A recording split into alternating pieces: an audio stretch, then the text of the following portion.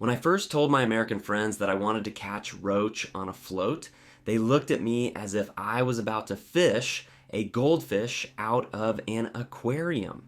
In the United States, people hardly ever talk about roach, even though they are found almost everywhere here. And today I want to show why this fish is one of the most interesting targets for float fishing. Fact number one that surprises everyone. In North America, roach grow more slowly, but become far more cunning than in Europe. Here they are forced to compete with bluegill, crappie, and small bass. That is why float fishing for roach in the US is a real school of skill. I don't fish for them for the size of the trophy. I fish for the process, the precision, and that moment when the float barely trembles and slowly sinks. In those seconds, you don't just feel a bite, you read the fish. In most American states, roach are known as common roach, or they are simply confused with rudd or even young shiners. But in reality, this is a separate species with its own character. It is cautious, mobile, and almost always moves in shoals. It is interesting that most American anglers don't even know that this fish responds beautifully to float tackle. They're used to spinning rods or feeders, but roach are about lightness, silence, and maximum delicacy. Let's start with classification, because without it, you cannot understand this fish's behavior. Roach belong to the carp family, just like carp or crucian carp. Their Latin name is Rutilus rutilus. In the US, there are not as many subspecies of roach as in Europe, but there are local populations that differ in body shape, coloration, and even in the manner of biting. I have encountered at least 3 types.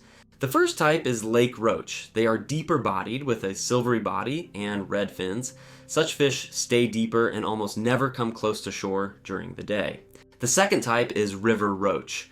They are slimmer, faster, and constantly move with the current.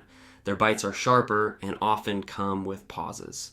The third type is roach from ponds and reservoirs. They are the most cautious of all. You can wear out such a fish for half an hour before finally seeing a real lift of the float. Most often I find them in the northern states, Wisconsin, Minnesota, Michigan, but even in Texas or Georgia, they exist. People just don't talk about them. They like bays, canals, and old river channels. Roach don't like noise. If people are constantly running along the bank or motorboats are passing by, the bites will be minimal. That's why I look for quiet places where the water seems frozen in time. In summer, they often rise into the upper layers of the water. In spring and autumn, they stay closer to the bottom. In winter, they can stand at depths of more than 10 feet. My rod for roach is a light match or Balinese rod 12-14 feet long. No heavy sticks, only maximum sensitivity. I want to feel even the fish's breath. The reel is simple without unnecessary features. The main thing is even line lay of thin monofilament. I usually use 0.1 to 0.4 neomenid.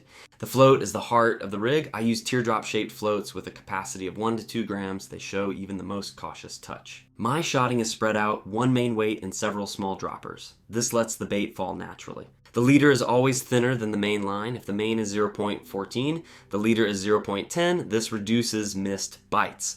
Hooks are small, sizes 18-14. Big hooks are the enemy of roach. They don't like roughness. The best bait in America is red worms or bloodworms if you can find them.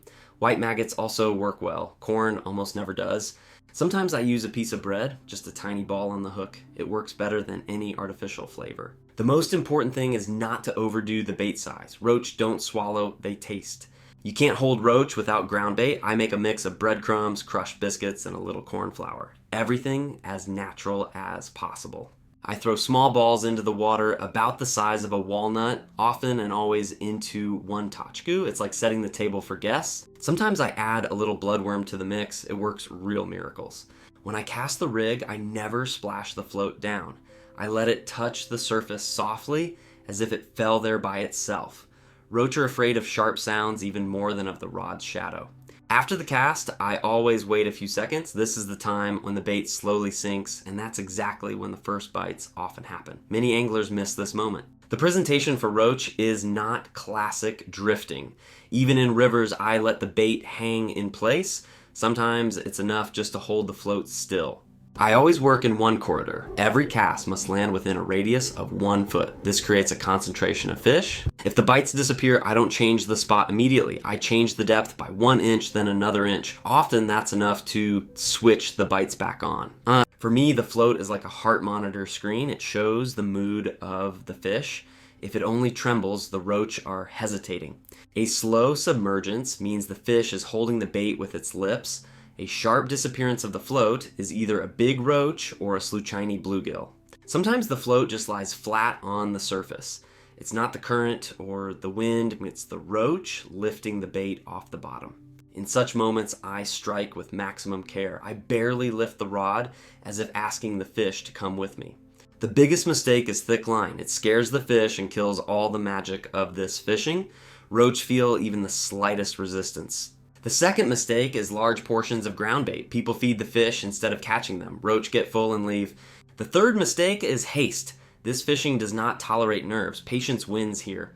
In spring, roach are most active. They come into the shallows and can be caught literally at your feet. It's the perfect time for beginners. In summer, they become cautious. I catch them either early in the morning or before sunset. During the day, they are almost invisible. In autumn, roach gather in big shoals. The bites can be crazy. This is the season of records. In winter, I catch them through the ice, but that's another story. The roach show their most hit-tree character. My biggest roach in the US weighed a little over a pound. For a European, it's an average fish, but for America, it's a real trophy. I still remember how my hands were shaking. Roach don't give you adrenaline like bass. They give pleasure of another level. They teach you to read the water. That's why I catch them again and again, because every bite is a dialogue between me and the fish, and this dialogue never repeats itself. If you still think float fishing is for kids, try catching American roach. They will quickly explain who is the student and who is the teacher. And the next time you see a quiet bay without splashes, don't walk past it. Your most interesting fish in life might be standing there, the same roach that everyone underestimates.